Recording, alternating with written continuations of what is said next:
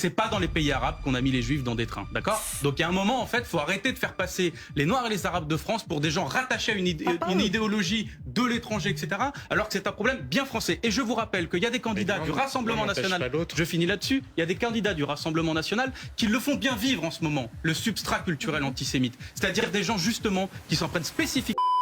David Guiraud détruit une journaliste raciste en direct. David Guiraud était invité sur le plateau de BFM TV afin de répondre aux accusations de communautarisme visant les quartiers populaires. Mais l'interview vire rapidement à l'attaque. La journaliste tente d'associer les habitants de Roubaix aux tensions communautaires, laissant même une question sur les Juifs de France et leur prétendue inquiétude face à la France insoumise. Il dénonce l'hypocrisie d'un système qui exclut les Noirs et les Arabes des villes voisines, pointe du doigt les 63 milliards offerts aux ultra-riches qu'on n'appelle jamais communautaristes et démonte la rhétorique de la journaliste en rappelant que l'antisémitisme est né en Europe, pas dans les pays arabes. Comme vous allez le voir, il remet violemment à sa place son adversaire médiatique, sans détour ni concession. Mais juste avant, Yann Brossat démonte Retailleau sur les musulmans et l'Algérie. Il accuse Retailleau et Darmanin d'avoir créé un climat de haine envers les musulmans, d'avoir transformé l'islam en obsession politique et d'avoir fait d'un drame humain une manœuvre politicienne. Le sénateur reproche au ministre de l'Intérieur d'avoir méprisé la famille de la victime, d'avoir refusé de se rendre à la mosquée et d'avoir justifié son absence par le statut administratif du défunt. Une réaction honteuse et indigne selon lui. Le ministre de l'Intérieur a contribué ces derniers mois à répandre la haine anti-musulman. Il l'a fait constamment. Vous enlevez le mot musulman et le mot Algérie de la bouche du ministre de l'Intérieur, c'est le néant. Il n'y a plus rien. De fait, depuis qu'il est ministre de l'Intérieur, il ne parle que de ça. D'ailleurs, il est ministre de l'Intérieur, il devrait prioritairement s'occuper des questions de sécurité. Il en parle en réalité très peu. Ce qui l'obsède, c'est la question de l'islam.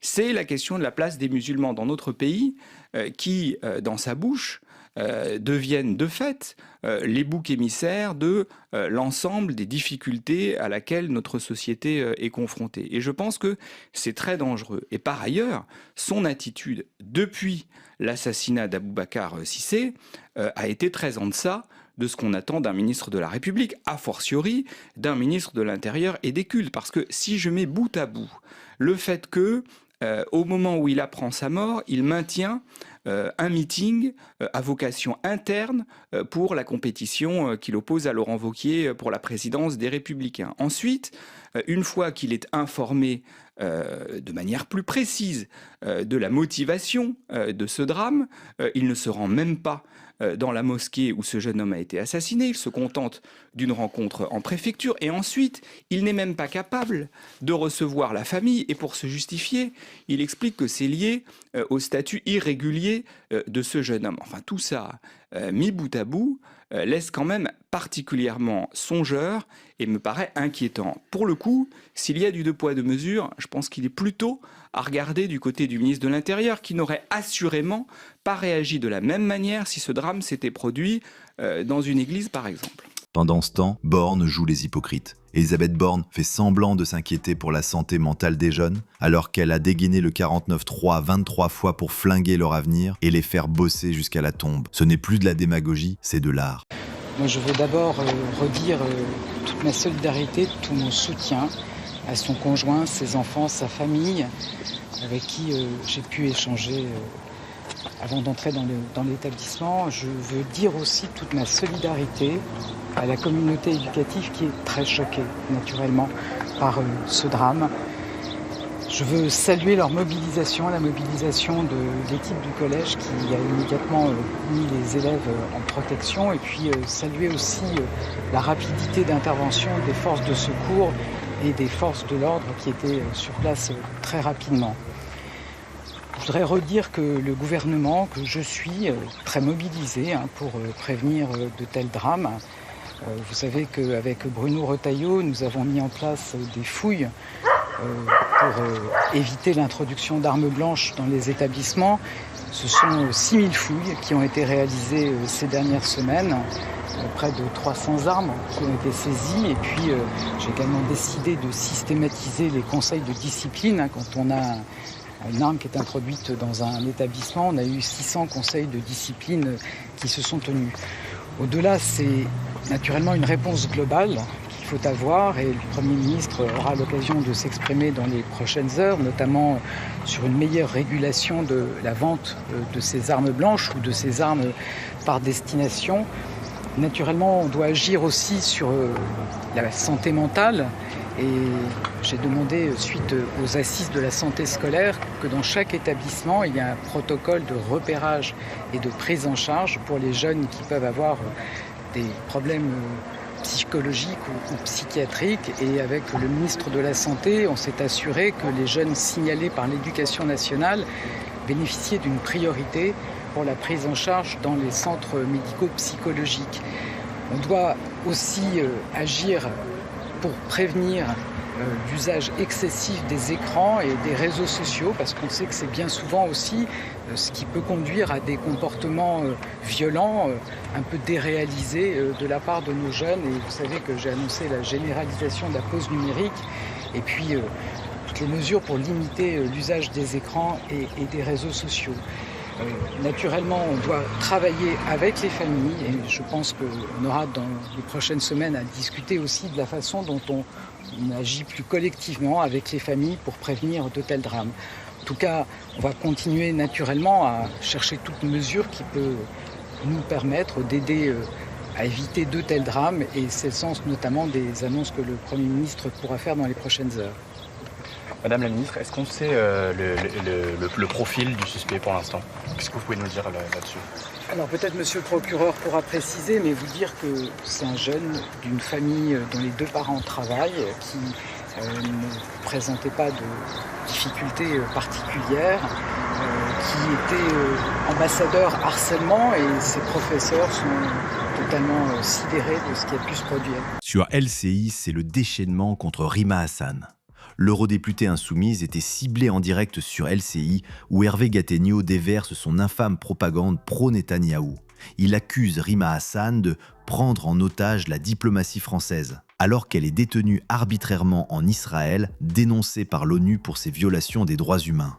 Sur le plateau, un déferlement de mensonges. Les éditorialistes Caroline Fourest, Rutel Krief, François Langlais et David Doucan ont nié la famine à Gaza et défendu le blocus illégal. C'est elle qui prend en otage, d'une certaine façon, la diplomatie française pour l'obliger à venir sur ses positions. Et là, on voit à quel point faire de Rima Hassan une eurodéputée, avec le vote des Français, hein, ce sont les Français qui ont voté, il ne faut jamais l'oublier, mais on voit à quel point c'était une démarche perverse et qui n'a pas fini de produire des effets dans cette situation qui est d'une confusion absolument délétère, confusion entretenue par des gens qui ont intérêt à le faire. Et ce n'est pas fini. Énorme scandale sur l'aide militaire à Israël. Jean-Noël Barrot était invité sur le plateau de RTL afin de justifier les livraisons d'armes françaises à Israël. Mais face aux accusations, il tente de noyer le poisson en affirmant qu'Israël se défend. Une déclaration scandaleuse, aussitôt dénoncée. Non, il ne s'agit pas de défense,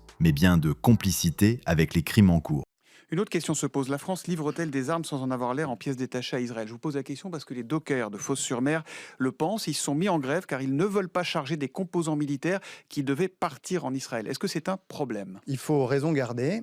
Rien n'a changé, si je puis dire. Nous ne livrons pas de matériel militaire utilisé à Gaza. Il y a deux exceptions.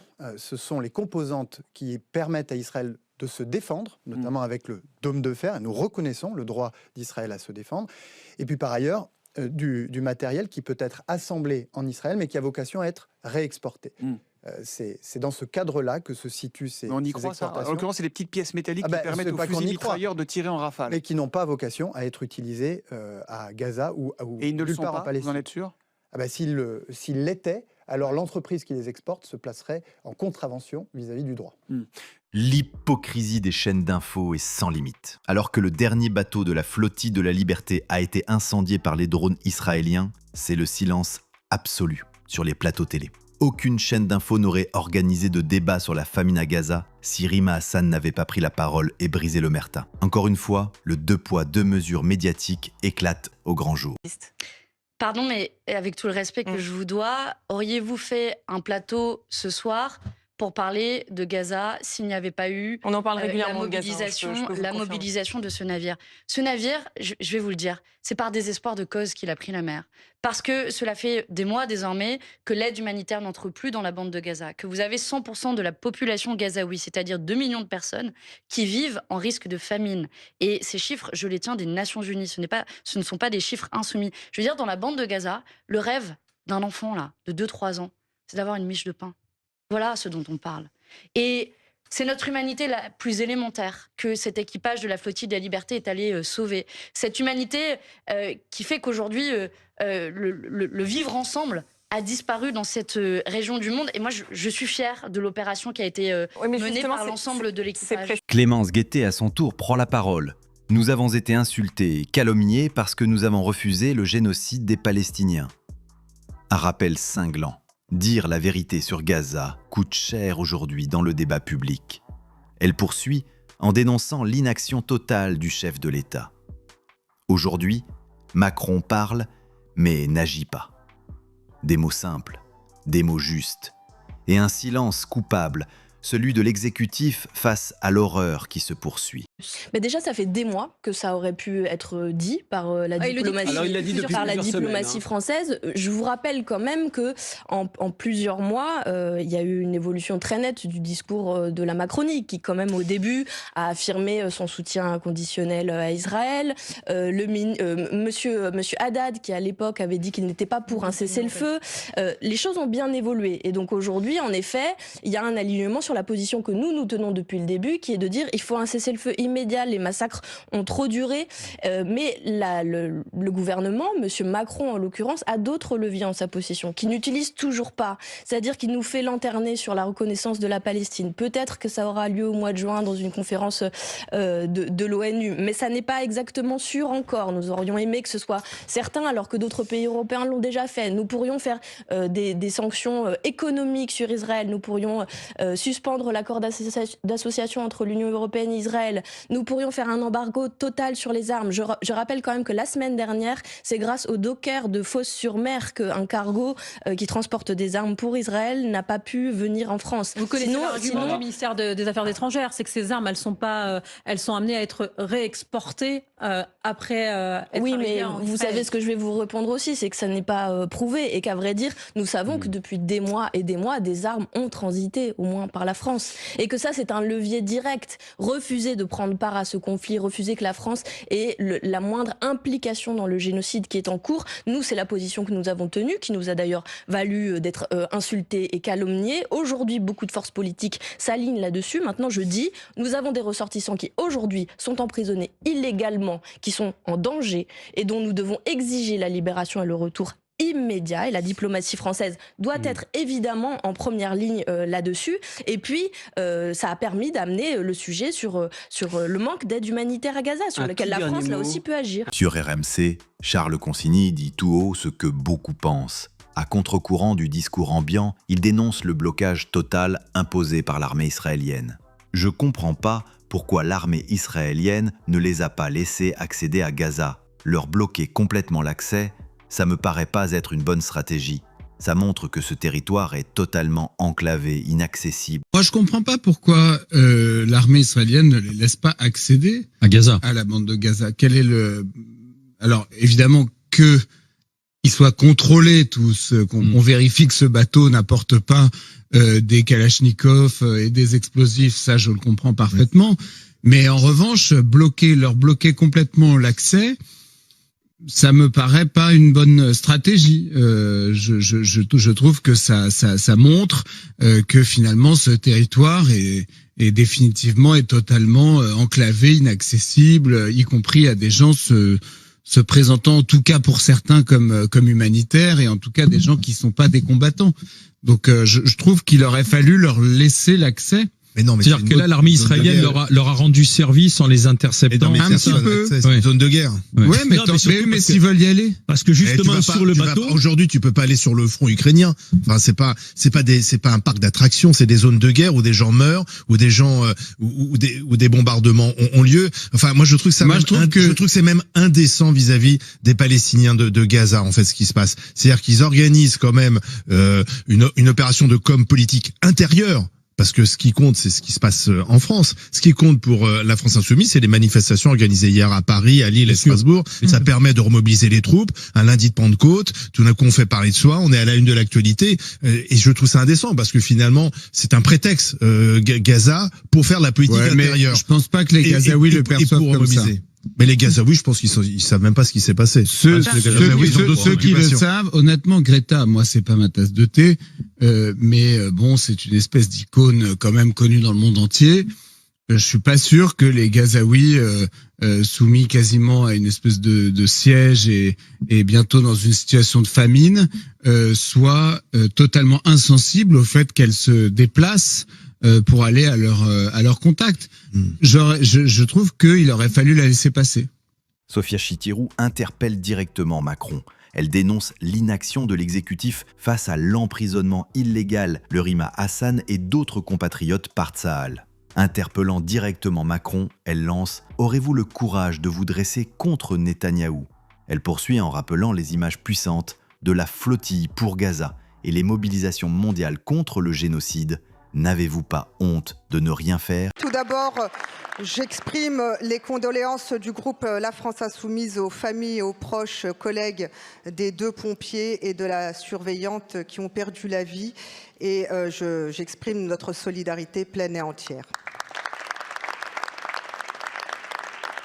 Monsieur le Premier ministre, avez-vous vu les images magnifiques des mobilisations dans tout le pays en soutien aux 12 membres d'équipage de la flottille pour Gaza? Voyez-vous que partout dans le monde, sur tous les continents, les peuples se dressent pour dire stop au génocide?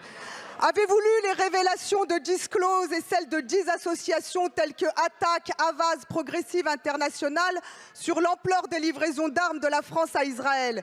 Depuis octobre 2023, la France a expédié plus de 15 milliards d'articles classés comme armes de guerre, bombes, grenades, missiles, pièces d'artillerie, en violation totale du traité international sur le commerce des armes. Avez-vous vu les dockers de Fos-sur-Mer bloquer les containers d'armes destinés à l'armée israélienne? Voyez-vous comment chacun, là où il se trouve, tente d'agir pour sauver Gaza? Je pense à ces professeurs du 20e arrondissement de Paris menacés de sanctions après avoir chanté la fraternité avec le peuple gazaoui. Je pense à Jacqueline, la grand-mère de Jana Abderrahim, 2 enfants tués à Bethlaya, qui a déposé plainte pour crimes de guerre et complicité de ces crimes. Et vous, monsieur? Et vous, qu'avez-vous fait, qu'avez-vous dit, qu'avez-vous dénoncé pendant tout ce temps pour qu'enfin cessent les massacres à Gaza? Monsieur le Premier ministre, pourquoi avoir peur de Benyamin Netanyahou? Pourquoi le laisser nous menacer et nous insulter quand il traite mal Emmanuel Macron et à travers lui la France? Avez-vous au moins un peu honte de ne rien faire? Avez-vous au moins un peu honte de voir notre diplomatie ainsi bafouée, ainsi humiliée? Monsieur le Premier ministre, aurez-vous le courage de vous dresser contre Benyamin Netanyahou pour exiger la liberté? Et David Guiraud dénonce l'hypocrisie d'un État qui entretient les ghettos, pointe du doigt le véritable communautarisme des élites économiques, et rappelle que l'antisémitisme est une construction européenne, pas un héritage culturel des pays arabes. Mais ce qu'il vous reproche, en fait, le président de la République, pour être tout à fait précise, c'est de proposer une forme de communautarisme. Vous répondez quoi à cela? C'est dommage, on était sur le programme et j'aimais bien cela. On va y retourner, vous inquiétez pas. Oui, j'espère bien. Vous savez, chez moi, que ce soit Roubaix ou Wattrelos, le problème, c'est pas le communautarisme, quoi. Les gens, ils vivent ensemble parce qu'ils n'ont pas le choix. C'est-à-dire, quand les gens ils veulent déménager, par exemple, de ma ville, les autres villes, elles refusent les dossiers de logement parce qu'il y a marqué Roubaix, parce que c'est des Noirs et des Arabes. Vous voyez? Donc le communautarisme, en fait, il ne se situe pas là où vous le pensez. Le communautarisme, c'est par exemple quand vous avez des quartiers entiers ou quand vous avez des politiques de l'État entière qui favorisent uniquement un segment de la société. Ça, on ne l'appelle jamais communautarisme. 63 milliards d'euros de dividendes aux patrons des grandes boîtes, ça, c'est pas du communautarisme. Ces gens-là sont tous ensemble, ils se ressemblent tous, ils font des mesures politiques et fiscales uniquement en leur faveur, pendant que nous, en bas, on crève la bouche ouverte. Bah ça, je sais pas comment vous appelez ça, mais vous voyez, j'essaye de vous dire ça parce que... Vous parlez des Noirs et des Arabes. Pourquoi vous ne parlez pas des Juifs de France aussi, par exemple, qui sont très inquiets en ce moment et très inquiets notamment de voir la France insoumise arriver au pouvoir? Mais vous voyez, regardez, j'étais en train de parler du communautarisme à Roubaix, on me renvoie à la question de nos compatriotes juifs. Bah, écoutez, moi j'ai une totale solidarité vis-à-vis d'eux. On a toujours combattu les actes antisémites. Mais pourquoi est-ce que vous mettez ça sur le devant de la table? Vous savez que c'est un sujet important, que la communauté juive... Tout à fait, mais quel est le rapport avec le communautarisme? je ne fais pas de lien avec le communautarisme. C'est quand même bizarre comme question. On est en train de parler d'un soi-disant communautariste. Ça fait 3 minutes qu'on en parle. Là, je vous ai écouté faire votre démonstration. Oui, mais moi, je trouve ça étrange. Je trouve ça étrange, votre manière de me poser cette question-là. Justement, on dit communautarisme, on parle des habitants des quartiers et direct, hop, on met... Ah, mais il y a peut-être un problème de ces habitants vis-à-vis des compatriotes juifs. Moi, je vous dis, il n'y en a pas des problèmes. Donc on n'en parle pas. Bien sûr qu'on en parle. Mais il y a quand même 57% des Français juifs qui disent qu'ils pensent quitter la France si Jean-Luc Mélenchon arrive au pouvoir, ce qui montre bien que, alors après peut-être se trompe-t-il, mais que l'inquiétude vis-à-vis de Jean-Luc Mélenchon et de la France insoumise, elle est réelle, et que l'inquiétude vis-à-vis d'un antisémitisme présent comme une forme de substrat culturel dans le monde arabo-musulman, ça existe. Et le substrat culturel antisémite, il n'est pas né dans les pays arabes, il est né en France, il est né en Angleterre, il est né en Europe. À l'époque de la déclaration Balfour, faut se retenir quand même de cette époque-là, où même justement Monsieur Balfour, souvenez-vous de comment il parlait des Juifs. Donc c'est l'Europe qui a inventé ça. Il n'y a pas de substrat culturel. Ce qui se passe en Palestine, mettons les pieds dans le plat, c'est un conflit lié autour de la terre et de la colonisation. C'est pas un conflit sur la détestation d'une religion. On parlait de substrat culturel. Je dis le substrat culturel, il a été inventé en France et en Europe, et c'est pas dans les pays arabes qu'on a mis les Juifs dans des trains, d'accord? Donc il y a un moment en fait, faut arrêter de faire passer les Noirs et les Arabes de France pour des gens rattachés à une idéologie de l'étranger, etc. Alors que c'est un problème bien français. Et je vous rappelle qu'il y a des candidats du Rassemblement national. Je finis là-dessus. Il y a des candidats du Rassemblement national qui le font bien vivre en ce moment, le substrat culturel antisémite. C'est-à-dire des gens justement qui s'en prennent spécifiquement aux Juifs pour ce qu'ils sont.